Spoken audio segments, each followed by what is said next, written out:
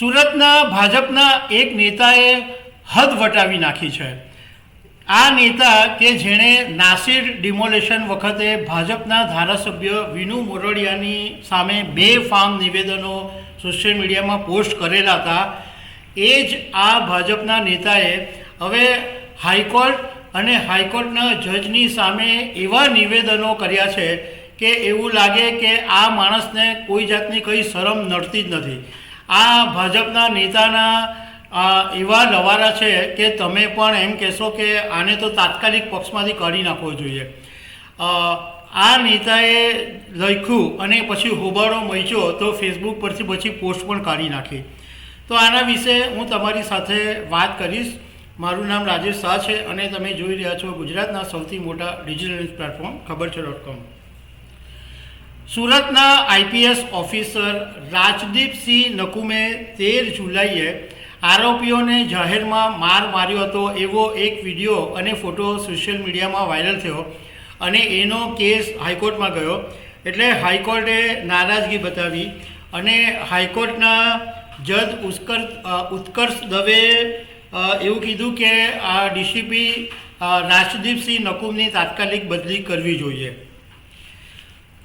હવે આ હાઈકોર્ટે જ્યારે કડક વલણ અખત્યાર કર્યું અને હાઈકોર્ટની અંદર આ કાર્યવાહી ચાલી રહી છે, એવા સમયે ભાજપના સુરતના એક નેતા મુકેશ ગુજરાતીએ 14મી રાત્રે 2 પોસ્ટ કરી અને એ પોસ્ટની અંદર હાઈકોર્ટના જજ વિશે એવું લખ્યું છે કે તમને ખરેખર એવું થશે કે આ માણસને બોલવાનું કોઈ ભાન જ નથી, આ બેફામ લવારા કરે છે। 2 પોસ્ટ કરી, એમાં એકમાં લખ્યું કે જજને જિહાદીઓને માર્યા એટલે બળતરા થઈ, સિમી ગેંગના આતંકના વિડીયો બાળાએ નહીં જોયા હોય અને એકવાર એ ઓછા ટકાવાળો જજ નકુમ સાહેબની અડફટે આવે તો ખબર પડે, એવું એક પોસ્ટમાં લખ્યું। બીજામાં એવું લખ્યું, ડીસીપી નકુમ જેવા અધિકારીઓના હાથ બાંધીને જજ શું ક્રાઇમ વધારવા માંગે છે? જજને જો વહીવટનો કીડો હોય તો એકવાર ચૂંટણી મેદાનમાં આવે અને જનતા શું ઈચ્છે છે એ ખબર પડે। એટલે આ માણસને શું કહેવું એમ કે જજની સામે એણે એવું લખ્યું કે ઓછા ટકાવાળા જજ જો ડીસીપી નકુમ સાહેબની અડફટે આવે તો ખબર પડે। હવે આ જે લખાણ બહુ જ વાયરલ થયું સોશિયલ મીડિયાની અંદર, એટલે મીડિયા સાથે જ્યારે મીડિયાએ મુકેશ ગુજરાતીને સવાલ પૂછ્યા તો આ માણસે જે બચાવ કર્યો છે ને એ પણ બહુ હાસ્યાસ્પદ છે।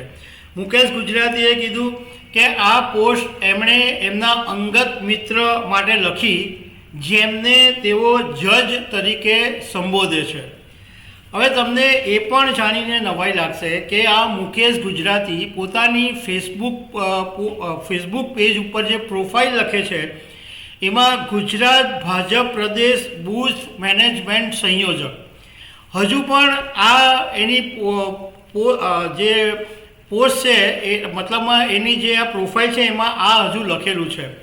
હવે જ્યારે અગાઉ નાસિરનગરમાં વિનુ મોરડિયાની સામે આ મુકેશ ગુજરાતીએ બેફામ લખેલું ત્યારે અમે ભાજપના પ્રવક્તાની સાથે વાત કરી હતી અને ભાજપના પ્રવક્તાએ એ વખતે એવું કીધેલું હતું કે ભાજપની અંદર આવી કોઈ પોસ્ટ છે જ નહીં અને કોઈ પોસ્ટ લખતું હોય તો એની સામે પગલાં લેવા જોઈએ। પણ એ વાતને કેટલો સમય થઈ ગયો, આજે બીજી વખત આ મુકેશ ગુજરાતીએ આવી બેફામ લવારા કરતી પોસ્ટ મૂકી પણ હજુ બી ભાજપ સંગઠને કોઈ પગલાં લીધા નથી। ભાજપ સંગઠનને એવું લાગે છે કે આવા નેતાઓના બોલવાથી એમને કંઈ ફરક નથી પડતો, એમની ગરિમાને ઠેસ પહોંચતી હોય એવું લાગતું નથી, પરંતુ ન્યાયતંત્ર અને જજની ગરિમાને આ મુકેશ ગુજરાતીએ મોટી ઠેસ પહોંચાડી છે એ વાત નક્કી છે। તો દર્શક મિત્રો, આવા અનેક અપડેટ સાથે મળતા રહીશું। આભાર।